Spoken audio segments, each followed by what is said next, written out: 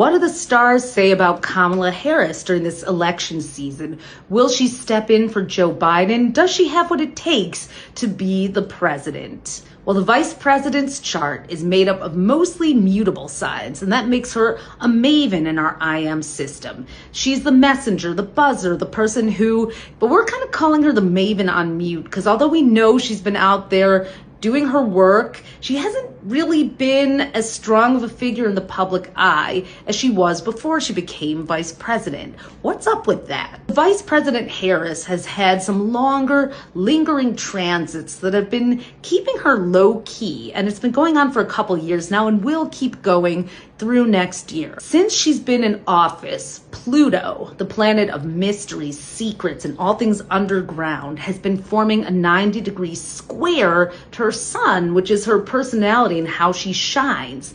And that has absolutely been dimming her light. Now, no doubt about it, she's probably been doing a lot of work behind the scenes. That's how Pluto rolls.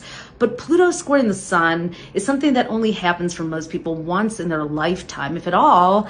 And it actually can be very much a time where nobody sees you. You kind of become like this mysterious force. This year, she also has Saturn, which is a planet of suppression and restriction, up in Pisces in the top of her chart, but it's opposite Pluto, which is alchemy and transformation and power, and Uranus, which is change-making, chaos, revolution. So she's just not able to express those more intense and revolutionary parts of herself. She's really been, like I said, a maven on mute, and I know this has got to be killing her inside. Let's add one more thing to that. Saturn is in the 9th house of her chart right now, which is the most outspoken place, but we have this very buttoned up planet there. It's also sitting right on top of her Chiron, the wounded healer comet. So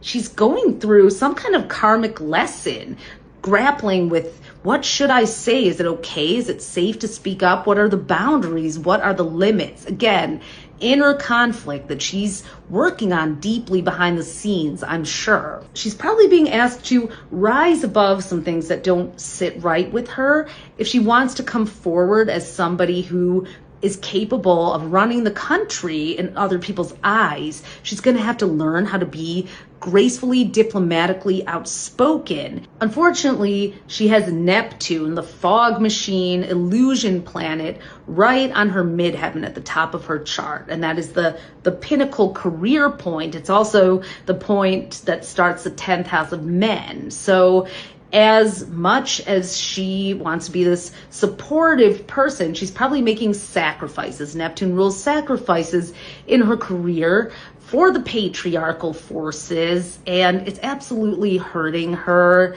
She's going to have to dig deep to get some spiritual courage here.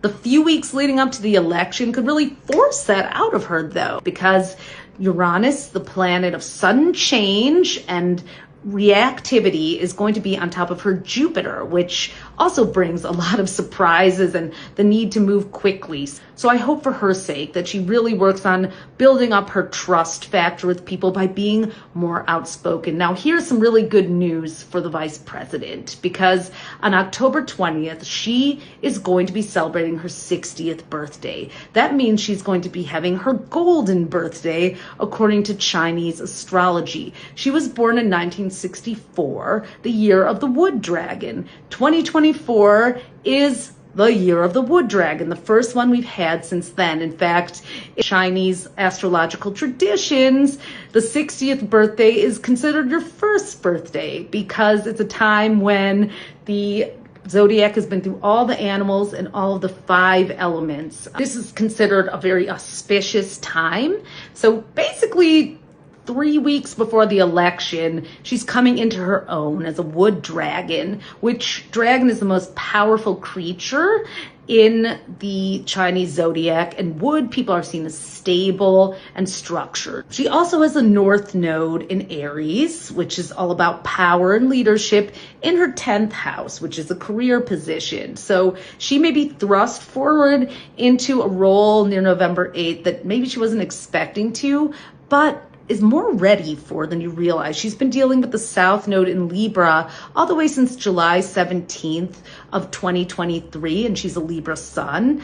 And she's kind of been doing that inner work to prepare herself, whether she knows it or not. The sun will be conjunct her Neptune in the 5th house on election day. So she really has an opportunity to dial up the charm and chant people in those last couple weeks on the campaign trail. And if she's smart, she will definitely appeal to women and have some real strategies for codifying Roe in place, not just lip service. She's got Venus on election day, the planet that rules women, on her karmic South Node in Sagittarius. So she would be smart to have a very clearly outlined plan and campaign that makes women feel that our health and our well-being and our reproductive rights will be protected.